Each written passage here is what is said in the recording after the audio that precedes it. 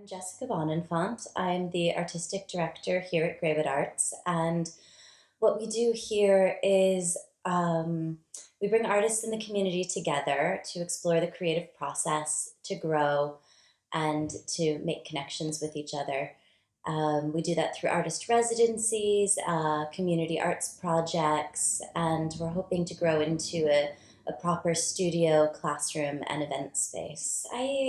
I was based in New York City for over 10 years. I was working as a choreographer, well, usually working as a choreographer and a full time job and doing something else. And one of the biggest challenges was space, space for rehearsal, space to create. Um, and I did a couple of residencies. And when you're away somewhere new where you're totally focused, it was just a game changer. And my husband is Irish. We were in the town that he's from, looking at this, gorgeous derelict building, going, "What would you do if you had a space like that?" And I thought I would have a residency and do something to serve the community. Um, Now that building in particular would have been way too. It was a huge convent, too big to take on.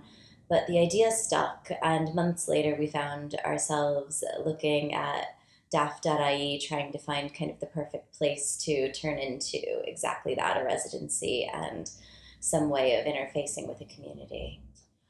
Actually, the first course I did with Social Impact Ireland was the personal strategic development, and that came out of a period of overwhelm and near burnout.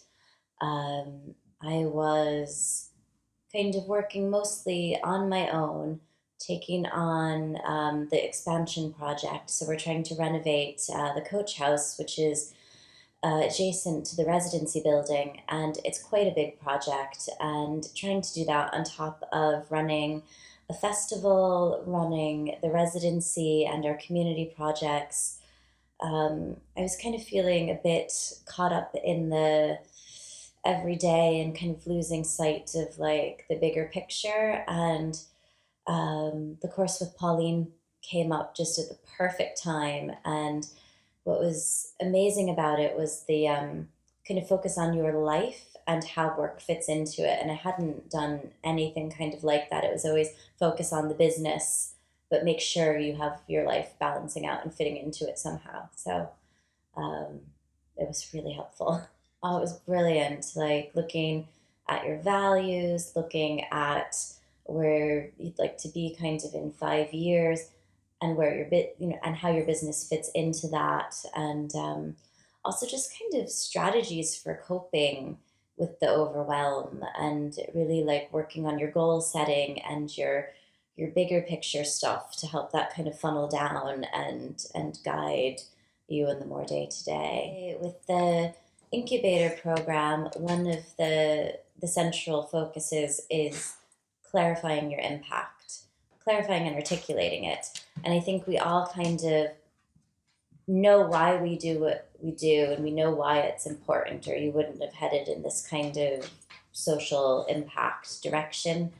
But to hone it down in terms of language and make it really legible and easy to share in a way that other people can understand it, is invaluable, because it really is a way of communicating with your users, with your funders, with any of your stakeholders, really. We have a little guest here who's roaming around. Do you want to come say hello to the camera?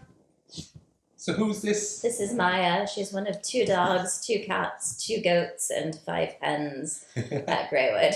She looks a little bit camera shy, but I think she's probably playing up to the small bit. Oh, absolutely. She's a diva. Okay, so we just had to pause there for a second due to our special guest wanting all of the attention, and it wasn't Ken.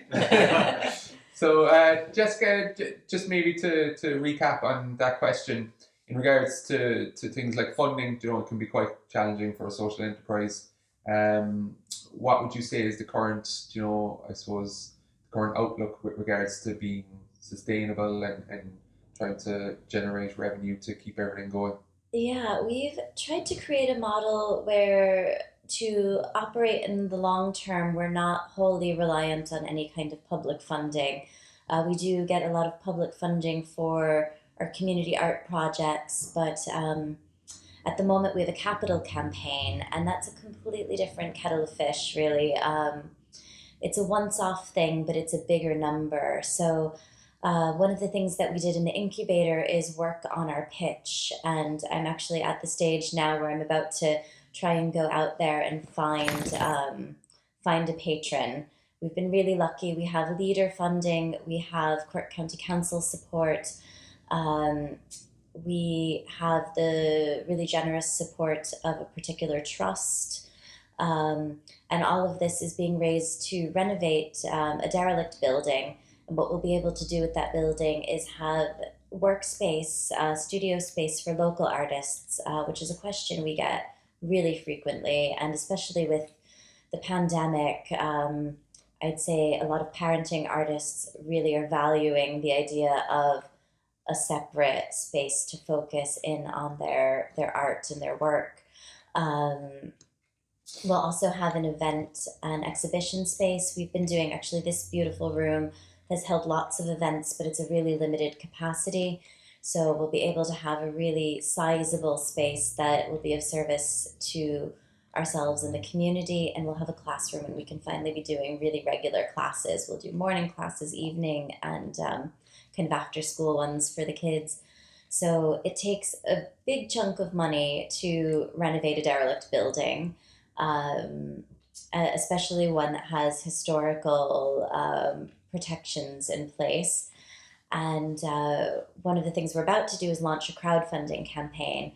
So, having gone through the incubator, we kind of have honed our message. We're able to say, if you support this project, you're supporting the arts in a rural area, you're supporting the exploration of creativity, growth, personal growth, and connections. And all of that really leads to having a sense of belonging. When you feel those connections and you feel that self expression, you feel like that important. It's really important. I think the pandemic has completely taught us how important connection and belonging is. So that's really what we're after here. So with our crowdfunding, there'll be lots of levels of ways to support, from really fun things like one of our goats has been illustrated and put onto a tote bag. So we have goat on a tote. We'll have things like notebooks. Totes my goat. Yeah. I'm here all week. Sorry. So yeah, we'll have things like notebooks, so you can journal. We'll have on the higher end, the ability to have an event in the space when it's finished. One of the writers we've worked with is offering a manuscript review as one of the rewards, and so that's going to be on fundit.ie, which is an Irish arts crowdfunding platform. So it sounds like community is such an important aspect of what you guys do. What is it about community that makes the arts, or supporting the arts, so special?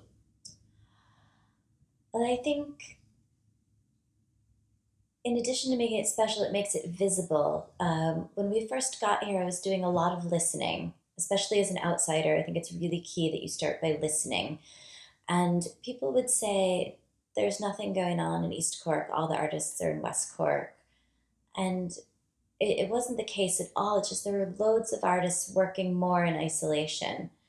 And so they're hungry for connection, because that's how you share ideas, that's how you improve your own work, it's how you have dialogue and process things. And then I think sharing that with the community, the back and forth with, maybe people don't think of themselves as creative, or they don't think of themselves as having an artistic talent, but everyone is creative. We use our creativity in so many ways every day. Scientists are incredibly creative, and what makes it special is the kind of group encouragement, that really, like, I'm trying to say, I mean, again, that sense of belonging, that you're not in it alone, and that it is for you. it's for everyone. I think institutions can be really off-putting, and we've done kind of everything not to feel like, the big museum with the great big columns in front, and the sense of quiet. I think just the fact that we're a house, we're in a rural village, and welcome, a warm welcome is one of our key values. So trying to make that connection, because everyone's better off for it. You get more ideas and more knowledge, and the people in the village, let alone all of East Cork, have so many skills to share, like really brilliant wealth of knowledge, history, heritage, craft, fine art, dance, tradition. There's so much, and coming together kind of keeps it alive. It's been nice because the whole time Eamon and Pauline have been really clear that they are there as a resource after the fact. I've been kind of more focusing in, but now that we're really ready to look for a patron, I know that's something Eamon has offered to help, help us with taking that next step. So it's kind of time for me to go and get back in touch in that way. And I think a lot of times you get these offers of, yeah, sure, get back in touch, but they're sincere. They really mean it, that it's ongoing support. And then also actually everyone that was on the incubator, you kind of know you can go to them as well and check in, and it can be really valuable just to say, oh, where are you at, and what have you been struggling with, and that kind of thing. So it sounds like there's a strong support network, not alone from Social Impact Ireland, but the connections you make through Social Impact Ireland as well. Absolutely, yeah. Great. So maybe with that in mind, my final question, because I've probably kept you too long. If there is somebody out there who has started a project, or maybe is still in the dreaming phase, and thinking about creating a social enterprise and creating, a real social footprint or impact, what advice would you give to them in terms of the journey that they're on, just from your own experience? Yeah, Jessica? I would say don't go it alone. It's really easy to think that your idea is not ready to share, or that you don't have support. There's support out there, and Social Impact Ireland is definitely an amazing resource.